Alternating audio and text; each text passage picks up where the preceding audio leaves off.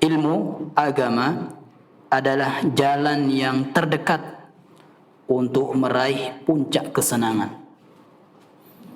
Kalau kita ingin meraih puncak kesenangan, kebahagiaan, maka dengan ilmulah.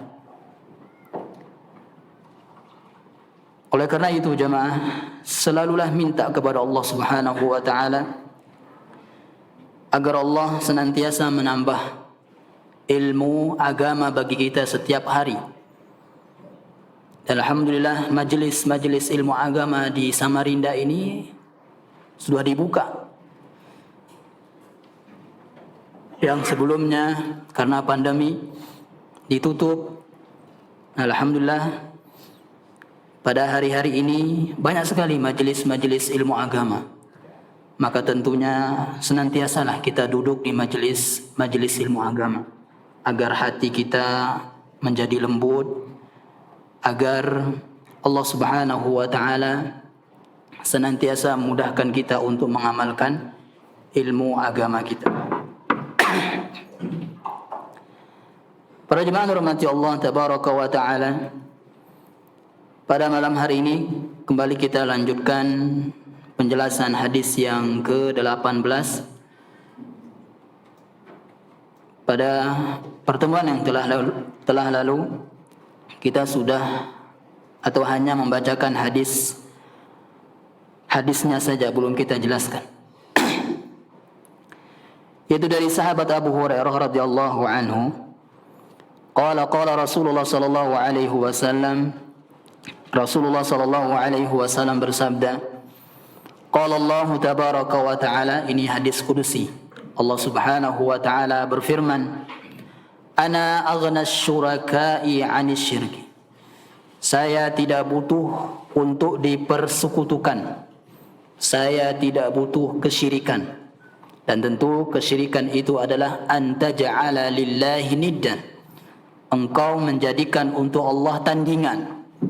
Allah tentu sangat murka sekali jika dia disamakan dengan bebatuan yang disembah. Jika dia, Allah Subhanahu wa taala, disamakan dengan patung, disamakan dengan hewan-hewan yang disembah, tentu Allah Subhanahu wa taala sangat murka. Oleh karena itu, di sini Allah Subhanahu wa taala mengatakan, saya tidak butuh. Saya sama sekali tidak butuh dengan kesyirikanmu, dengan kelakuanmu, perbuatan syirikmu. Nah, di sini jemaah, faedah bahasa Arab, terdapat kata yang artinya tidak tanpa ada penyebutan la. Kan bahasa Arab tidak itu la, ini sudah kita tahu lah, na'am la, ya kan? La. Tanpa ada penyebutan itu, ini sudah bermakna tidak. Banyak dalam Al-Quran, innallaha ghaniyun 'anil 'alamin. Allah tidak butuh terhadap alam semesta ini. Allah tidak butuh ibadah kita, Allah enggak butuh ibadah kita. Bagaimanapun banyaknya ibadah kita, kerajaan Allah, kemuliaan Allah tidak akan bertambah. Bagaimanapun maksiatnya makhluk, kerajaan Allah tidak akan berkurang. Allah enggak butuh ibadah kita, kita yang butuh Allah. Ya ayuhan nas antumul fuqara'u ilallah. Wahai sekalian manusia, kalianlah yang fakir, yang sangat butuh kepada Allah Subhanahu wa taala.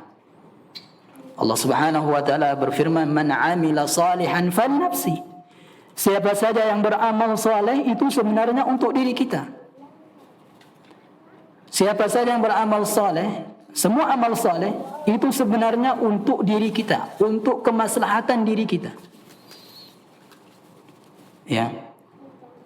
Emang fitrah manusia itu jemaah pelit.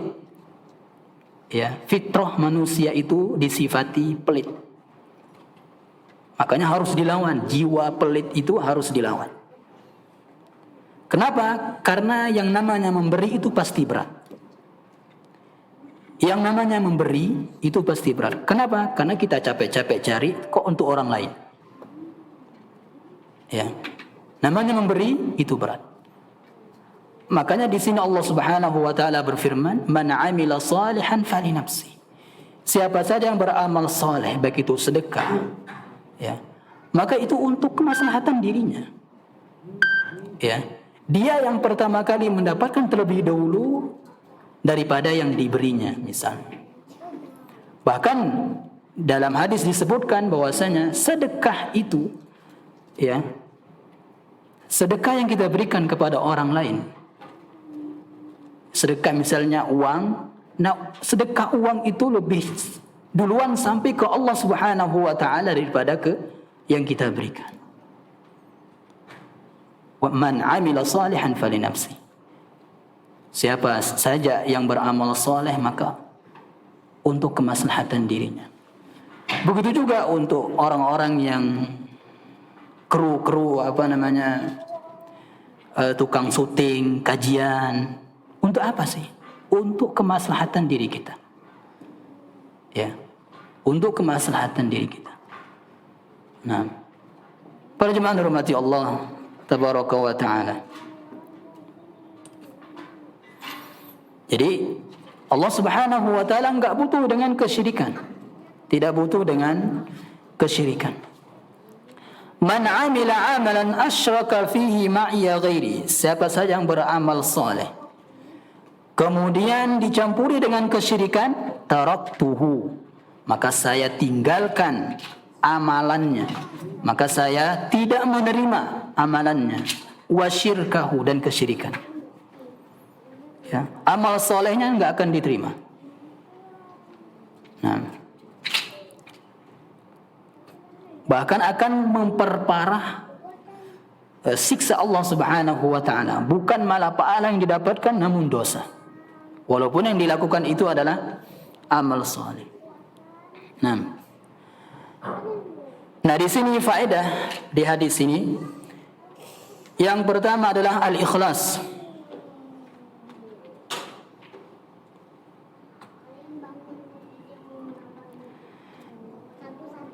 Ikhlas adalah mengharap keridhaan Allah Subhanahu wa taala dan balasan akhirat. Itu arti ikhlas. Dan banyak sekali ya definisi-definisi ikhlas yang disebut oleh para ulama. Namun dua inilah. Jadi setiap kita beribadah jemaah, haraplah dua ini. Setiap apapun ibadah, sekecil apapun ibadah yang kita lakukan, maka haraplah ini. Saya melakukan ini karena ingin dicintai Allah. Ingin mendapat keridhaan Allah. Ingin mendapat balasan akhirat. Ingin mendapat balasan akhirat. Nah, ini nanti perbedaan kita dengan orang-orang sufi. Ya, orang-orang zindik. Yang mereka beribadah itu enggak ingin balasan akhirat. Ya, nanti kita akan sebutkan di sini. Jadi itu ikhlas. Jadi ikhlas itu murni. Ya, ikhlas itu artinya murni secara bahasa ya. Kemudian tadi secara istilah itulah. Jadi kita murnikan ibadah kita kepada Allah Subhanahu wa taala dengan mengharap dua ini. Keridhaan Allah dan balasan akhirat. Nah. Kemudian faedah yang kedua, al-ikhlasu fardun ala kulli muslimin. Ikhlas itu adalah wajib. Wajib ain. Apa? Ikhlas itu adalah wajib ain. Ya, fardu wajib untuk kita semua. Ya. Wa hakal ijma'a ala dzalika ahlul ilmi. Dan ini para ulama telah ijma' sepakat. Wa huwa syartu sihhatin bil ijma'i. Bahwasanya ikhlas inilah syarat sahnya ibadah. Syarat sahnya ibadah kita. Ya, ikhlas ini. Kemudian juga fala yuqbalul amalu illa bi ay yakuna khalisan lillah. Begitu juga amalan tidak akan diterima, amal ibadah kita tidak akan diterima kecuali dengan mengharap dua tadi. Mengharap ridha Allah dan balasan akhirat.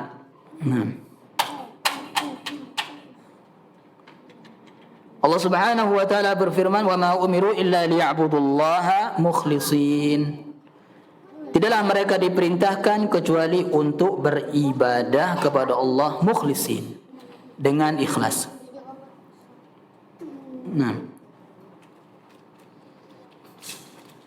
Jadi ikhlas jemaah adalah salah satu sebab diterimanya ibadah kita.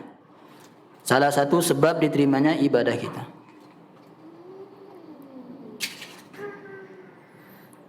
Tentu yang kedua adalah al-mutaba'ah. Yang kedua adalah al-mutaba'ah, mengikuti contoh yang diajarkan Nabi sallallahu alaihi wasallam. Ini telah disebutkan dalam Al-Qur'an dalam surah Al-Kahfi ayat 110. Dalam surah Al-Kahfi ayat 110.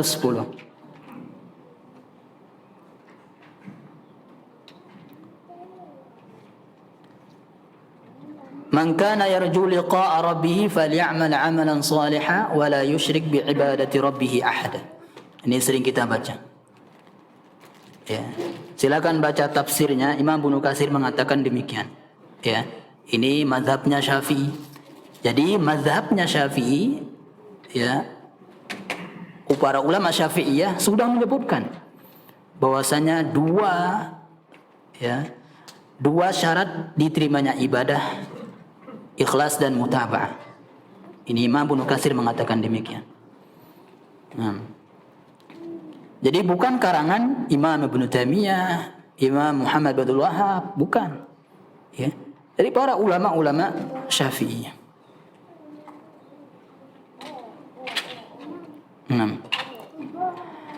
Nah, di sini ada tambih, yaitu catatan, su'alul jannati minar rabbi wal khawfi minan nar la yunafi kamal al ikhlasi kama dhannahu ba'dhum fi ibaratin khati'atin. Meminta surga dan takut kepada neraka itu tidak menafikan kesempurnaan ikhlas. Ya. Jadi kita ibadah mengharap surga dan takut neraka. Misalnya kita ibadah niatnya mengharap surga dan takut neraka, niatnya itu. Nah, ini tidak menafikan, tidak mengurangi keikhlasan kita. Bahkan itulah ikhlas. Ya. Tadi kita katakan, ikhlas itu adalah mengharap balasan akhirat. Balasan akhirat adalah surga. Nah, sebagaimana yang disangka oleh sebagian orang-orang sufi, bahwasanya berniat demikian ketika melakukan ibadah adalah sebuah kesalahan, kata mereka.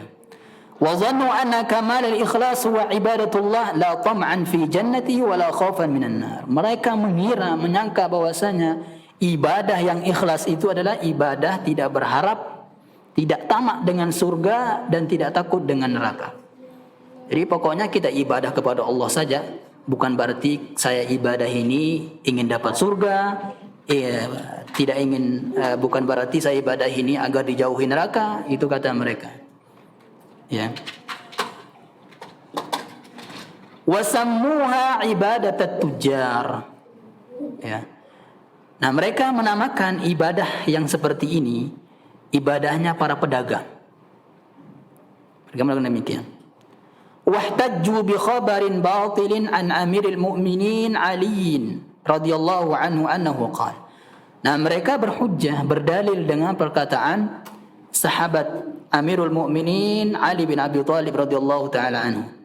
Beliau mengatakan, "Inna qauman 'abadullah rahbatan fatilka ibadatul 'abid." Siapa saja yang beribadah kepada Allah karena takut neraka, maka itu ibadahnya budak. Ya. Jadi budak itu bekerja karena takut tuannya. Jadi seperti itu kata mereka. Wa akharin abaduhu raghbatan fatilka ibadatut tujar. Dan sebagian, siapa saja yang beribadah kepada Allah karena ingin surga, karena ingin meraih keuntungan surga, maka itu ibadahnya para pedagang. Ya. Kenapa? Karena para pedagang itu emang betul ya, para pedagang itu banyak yang istighfar, banyak sholat duha karena ingin keuntungan dunia. Ya, makanya disamakan ibadatut tujjar, ibadahnya para pedagang. Wa qauman 'abadullah syukran fatilka ibadatul ahrar. Dan ada juga sekelompok orang beribadah kepada Allah karena syukurnya kepada Allah Subhanahu wa taala, maka itulah ibadahnya orang-orang yang merdeka. Orang-orang yang merdeka. Namun ini khabar batil. Ya, bukan perkataan Ali bin Abi Thalib. Ya, ini dipalsukan. Nah.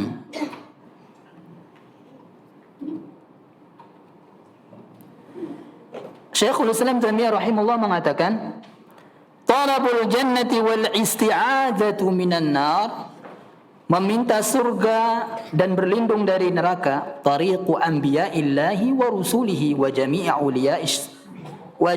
awliya'illahi as-sabiqin al-muqarrabin wa ashabil yamin. Jadi minta surga dan takut neraka itu adalah perilaku para nabi, akhlak para nabi, ya, perbuatan para nabi dan para rasul, bahkan semua wali-wali Allah Subhanahu wa taala. Kama fi sunan, sebagaimana dijelaskan dalam hadis-hadis. Nah. Bahkan Nabi SAW sendiri mengatakan, mengajarkan kita doa, Allahumma inni as'alukal jannata wa ma qarraba ilaiha min qawlin aw amal. Wa a'udzu bika minan nar wa ma qarraba ilaiha min qawlin aw amal. Aku meminta surga kepada engkau dan dekatkanlah aku dengan amalan yang mendekatkanku kepada surga. Aku minta perlindungan dari neraka dan jauhkanlah aku dari amalan yang mendekatkanku ke neraka. Nah. Bahkan Nabi SAW juga mengatakan, siapa saja yang berdoa minta surga 3 kali, ya, maksudnya 3 kali dia ucapkan doa ini dalam satu doa, ya, ya Allahumma inni as'alukal jannata wa ma qarraba, Allahumma inni as'alukal jannah wa a'udzubika minan nar, dibaca 3 kali, apa kata surga? Masukkan dia ke dalam surga. Apa kata neraka? Lindunglah dia dariku. Nah.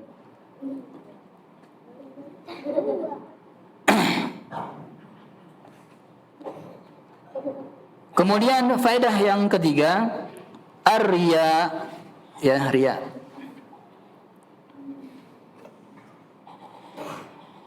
Riya itu adalah izharul ibadati liqasdi ru'yatin nas, menampakkan ibadah dengan niat agar dilihat manusia. Dengan niat agar dilihat manusia. Fayahmadu sahibaha, ya, agar mereka manusia tersebut, ya, orang-orang tersebut memujinya. Ya. Adapun was-sum'ah, adapun sum'ah, ayakhfiya amalahu lillah, dia sembunyikan amalannya untuk Allah, ya, karena Allah dia beramal, dia sembunyikan. Summa yuhadditsu bihin nas, summa yuhadditsa bihin nasa, ya. Kemudian setelah dia sembunyikan amalannya, kemudian di sini jauh, ya, berarti dia paling besoknya, tadi malam dia sholat tahajud misalnya. Nah besok paginya dia malah menceritakan, nggak ditanya, bicara duluan, ya. Misalnya nggak ditanya hafalan anaknya, woi anak saya sudah hafal gini loh, gini misalnya. Padahal nggak ditanya, ya. Bahkan nggak ada sangkut pautnya dengan obrolannya misalnya.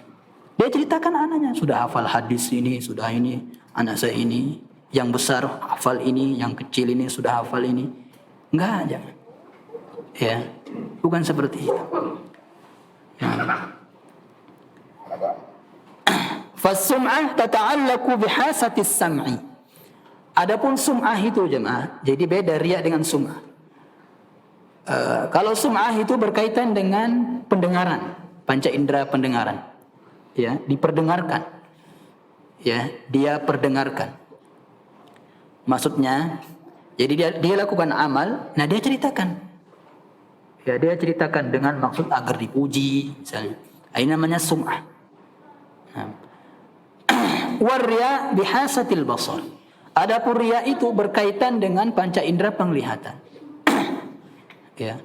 Ketika dia sholatnya banyak garuk-garuk, misalnya sholat ya, ada orang lewat jadi khusyuk. Berarti dia ingin dilihat khusyuk oleh orang tersebut. Nah itu riya namanya. Ya, riya. Adapun siksanya Masya Allah jemaah. Man samma'a samma'allahu bih. Siapa yang sum'ah, maka Allah Subhanahu wa taala akan hinakan kelak di khalayak makhluk di akhirat. Wa man ra'a ra'allahu bihi, dan siapa yang riya, Allah Subhanahu wa taala juga akan hinakan kelak di hadapan khalayak makhluk. Ya. Bahkan Allah Subhanahu wa taala akan mengatakan kelak pada orang yang riya itu, wahai orang-orang yang riya, carilah pahala, ya. Carilah pahala ke orang yang menjadikan kamu riya. Misalnya si A beribadah lewat si B. Nah kelak, wahai si A, carilah pahala ke B. Enggak mungkin. Ya. Jadi dia akan direndahkan, dihinakan Allah Subhanahu wa taala di akhirat kelak. Ya zambillah. Faedah yang keempat, hukmur riya. Riya itu hukumnya haram tentunya. Syirkun asghar, ya, termasuk syirik kecil. Riya termasuk syirik kecil.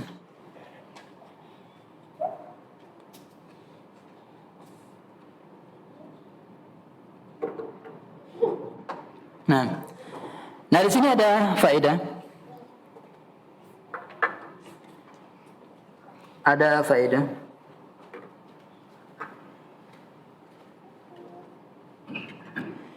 Al-farqu baina ar-riya wa syirkil akbar wan nifaq.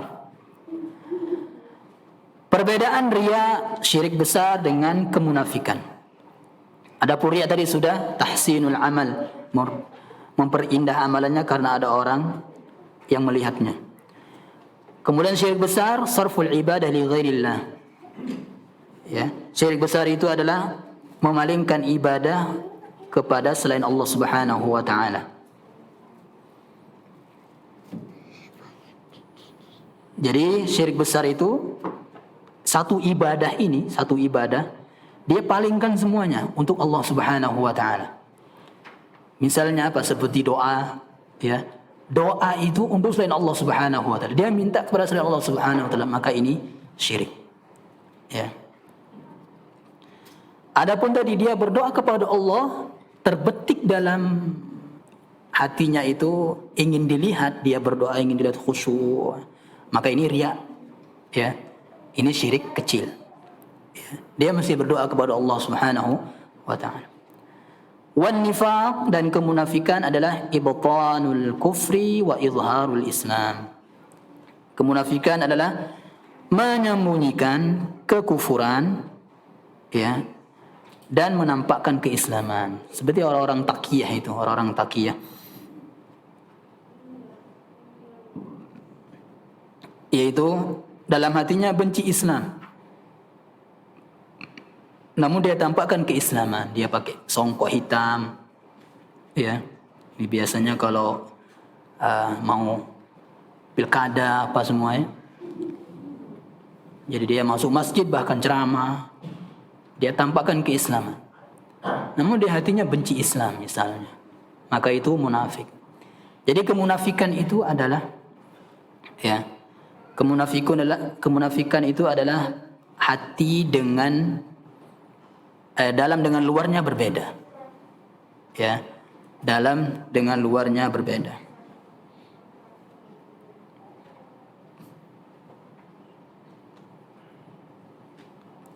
Makanya orang yang berjanji, orang yang berjanji mengatakan insya Allah, dalam hatinya ingin menepati janjinya itu, ya, tapi dia nggak jadi, ya, tapi dia nggak jadi tepati janjinya, maka itu bukan munafik, ya.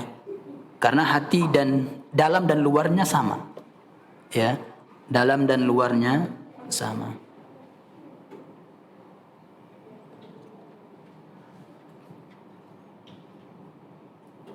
Nah, faedah yang kelima, aqsamul amal alladhi khalatahu ar-riya'u. Macam-macam amalan ibadah tentunya ini. Ya. Tentu amal ibadah itulah jemaah. Amal ibadah itulah yang akan digerogoti dengan riya. Ya. Kalau amalan-amalannya orang-orang musyrik, orang-orang kafir itu enggak ada riyanya mereka itu. Karena sudah syirik, ya kan? Untuk apa riya? Ya. Makanya dahulu sahabat Umar bin Khattab radhiyallahu anhu melewati orang-orang musyrik, berdoa kepada berhalanya atau berdoa kepada selain Allah Subhanahu dengan menangis. Dengan menangis. Ya. Apa kata Umar? Walaupun bagaimanapun khusyuknya mereka ya tetap syirik. Ya, tetap kesyirikan. Begitu juga bid'ah ini. Ya. Bagaimanapun dia khusyuknya melakukan bid'ah, tetap ya tidak akan menjadikan berpahala bid'ah itu. Ya, bid'ah tetap bid'ah walaupun bagaimana khusyuknya. Ya. Makanya dalam surah Al-Ghasyiyah dikatakan amilatun nasibah tasla naran hamiyah. Ya, amilatun nasibah. Capek-capek dia beramal. Capek-capek. Ya, tentu kita jemaah beramal soleh itu pasti capek. Hati kita pun capek. Ya. Anggota badan pun juga capek. Perut kita ketika puasa juga demikian, letih jemaah ibadah itu. Nah. Tapi ada yang kelak itu orang-orang yang capek-capek beribadah malah tasla naran hamiyah, masuk neraka. Nah, di antaranya adalah orang-orang yang beribadah namun dihapus amal ibadahnya dengan perkara-perkara yang sudah kita sebutkan di kajian yang telah lalu. Begitu juga termasuk ahli bid'ah ini. Ya. Mereka kan capek-capek berduyun-duyun datang ke, bahkan rela untuk beli tiket pesawat, ya, menyeberangi lautan untuk melakukan bid'ah. Ya. Rela untuk nabung ini nabung agar pergi untuk bid'ah misalnya. Itu enggak dianggap. Ya. Bahkan sejak dia pakai baju mandi untuk berangkat bid'ah itu sudah tercatat dosa. Ya, sebagaimana kita juga. Ya, sejak kita mandi pakai baju untuk pergi sholat itu tercatat pahala kalau kita niatkan. Ya, tercatat pahala. Untuk pergi berjalan ibadah menuju sholat Id misalnya, maka tercatat pahala. Nah, macam-macam amalan, ya. Pernak-pernik amalan yang tercampuri dengan riya, ya. Yang pertama adalah ar-riya'ul mahdhu bihaitsu la yuradu bihi siwa mura'atil makhluqin li ghardin dunyawiyyin ka halil munafiqin fi salatihim. Sama sekali riya, ya. Sebelum dia beramal sudah niat riya. Ya, sebelum dia beramal. Pokoknya saya salat ini harus riya. Nah, gitulah. Ini orang-orang munafik yang seperti ini. Ya, ini orang-orang munafik. Dan ingat, ya, keimanan tidak akan pernah berkumpul dengan pujian manusia dalam hati seseorang. Ya, siapa saja yang beramal soleh karena ingin pujian manusia, maka imannya berkurang. Iman dan riya itu nggak akan pernah berkumpul dalam hati seseorang. Nah. Jadi ini keadaannya orang munafik jemaah. Fi salatihim, di salat mereka. Fa hadza la yakadu yasduru min mu'min. Enggak mungkin ini seorang yang beriman. Ya, enggak mungkin. Jadi kita ke sini itu jemaah, enggak mungkin kita, wah pokoknya saya datang ke majelis ilmu itu agar saya terlihat, pokoknya terlihat, oh saya terlihat udah duduk di majelis ilmu. Ya. Jadi sebelum dia ke sini sudah berniat riya. Enggak mungkin. Ya. Enggak mungkin niat seperti ini dari orang beriman. Untuk apa capek-capek ya, beli bensin datang ke sini untuk riya, untuk dapat dosa. Ya. Ini tentu ya keadaannya orang-orang munafik. Nah, ini yang pertama.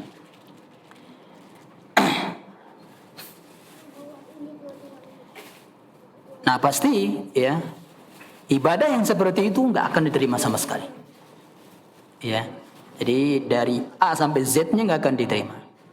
Yang kedua, ayyakuna ar-riya'u fi asli al-'amali hatta nihayatihi. Misaluhu ay yukhalita ar-riya' salatahu min awwaliha ila akhiriha. Fahadha al-'amal habit. Nah. Yang kedua adalah ada orang beribadah. Ada orang beribadah Allahu Akbar misalnya. Terbetik riya dari awal takbiratul ihram, terbetik riya sampai salam. Riya dia. Maka ini habit, ini terhapus amal ibadahnya itu. Amal ibadah yang dia lakukan, yang sedang dia lakukan, yaitu salat tadi. Wa dzalika bi nassi haditsil bab. Dan inilah juga yang dimaksud dengan hadis di atas tadi. Ya, hadis Abu Hurairah tadi.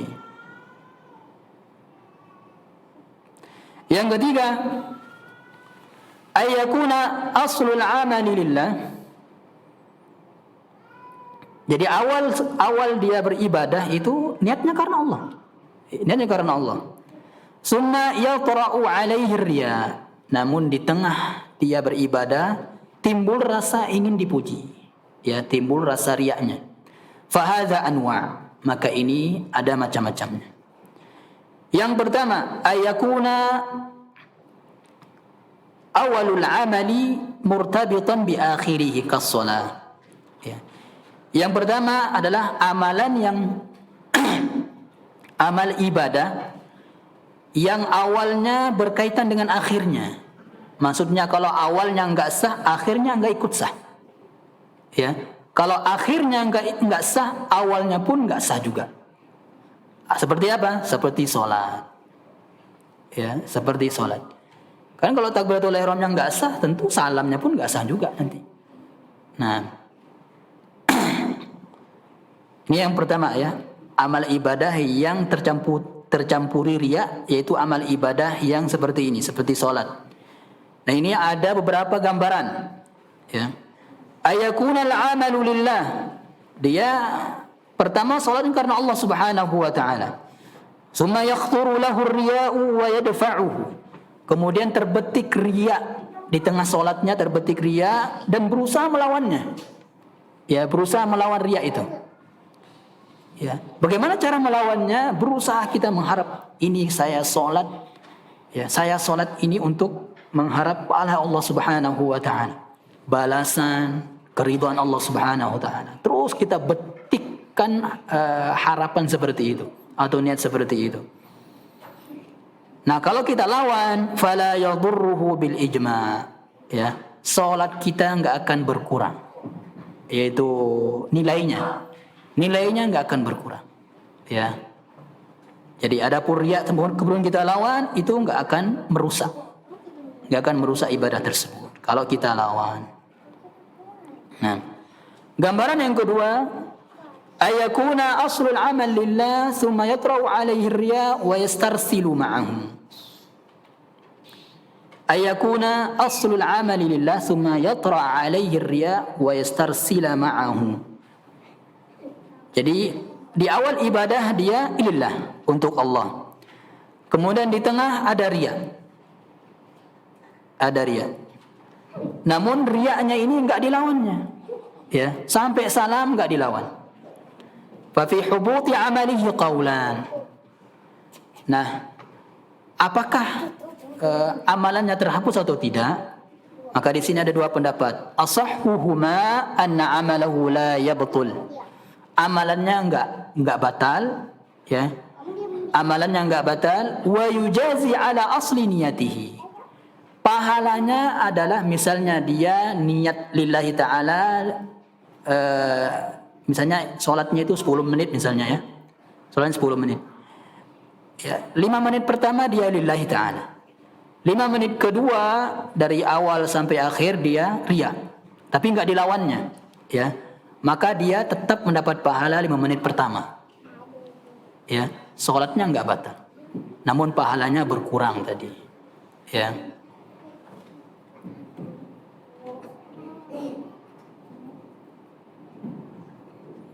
Nah, ini gambaran yang jika amal ibadah itu awal dan akhirnya saling berkaitan. Ya. Kemudian yang kedua, amalan yang tidak berkaitan awal dan akhirnya. Ya. Seperti apa? Kal qiraah, seperti baca Al-Qur'an, zikir, infak, ya berinfak, wa nashril ilmi, menyebarkan ilmu agama. Nah.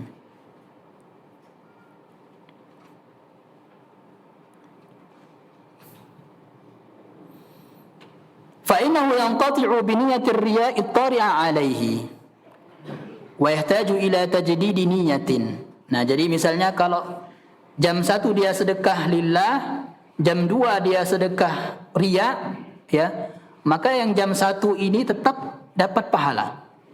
Tetap berpahala, ya. Nah, yang tidak berpahala adalah yang di jam 2 ini. Nah, karena tadi awal dan akhirnya enggak berkaitan. Ya, ibadah yang awal dan akhirnya tidak berkaitan. Begitu juga dengan zikir. Zikir pagi kita lillah, zikir sore kita riya, maka zikir pagi tetap berpahala. Ya. Nah.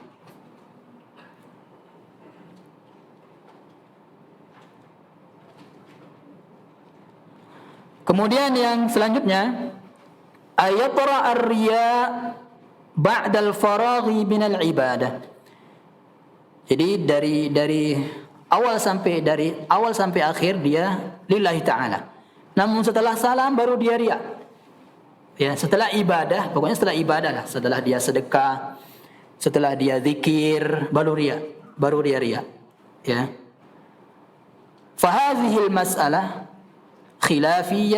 khilafiyatun baina ahli ilmi. Nah, di sini ada khilaf para ulama. Ya. Apa kata para ulama? Fa inar riya'a law ta'akhkhara 'anil 'amal lam yabtulhu. Ya. Lam yubtilhu. Kalau ada riya yang terjadi setelah beramal ibadah, maka tidak merusak ibadah tersebut. Ya. Maka tidak merusak ibadah tersebut. Kenapa? Karena riya itu la yakunu illa muqarinan lil amal. Riya itu harus bergandengan dengan amalan. Itu riya. Ya. Seperti juga misalnya kita ibadah, kita baca Al-Qur'an, setelah itu tahu-tahu ada yang memuji kita dan kita merasa senang. Nah, itu enggak apa-apa. Apa kata Nabi sallallahu alaihi wasallam? Tilka ajilu busyral mu'min. Ya, itu adalah kabar gembira yang disegerakan untuk orang beriman. Ya. Seperti itu. Jadi kita sedekah misalnya, kita baca Al-Qur'an, kita beramal soleh, setelah kita beramal soleh dipuji dan kita merasa senang, ya, maka itu tidak mengapa. Itu kabar gembira yang disegerakan Allah Subhanahu wa taala.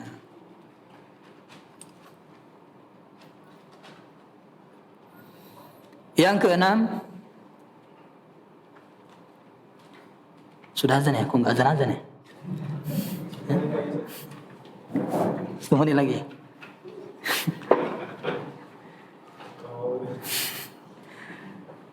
Man arada bi'amalihi salihah ad-dunya.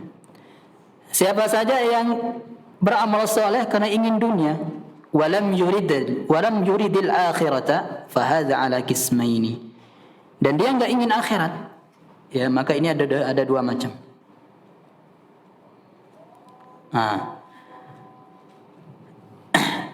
Yang pertama, ya, di semua amalannya dia ingin dunia, dari A sampai Z dia salat itu karena ingin dunia.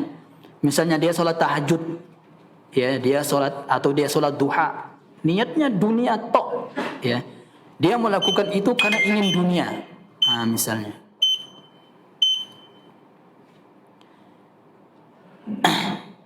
Kemudian nanti ada orang yang salat tahajud karena ingin dunia juga.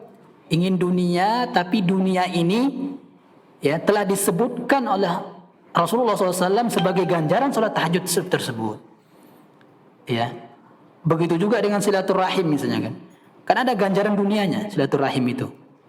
Ya, pahala umur dipanjangin, rezekinya makin banyak. Itu kan dunia. Bagaimana hukumnya ketika kita menginginkan itu ketika beramal soleh? Ya, yang pahala, yang keinginan dunia itu disebutkan ganjarannya sebagai ganjaran amalan tersebut. Insya Allah kita bahas itu biar penasaran ya di pertemuan berikutnya insya Allah. Subhanallah bihamdika asyhadu an la ilaha illa anta astaghfiruka wa atubu ilaik. Assalamualaikum warahmatullahi wabarakatuh.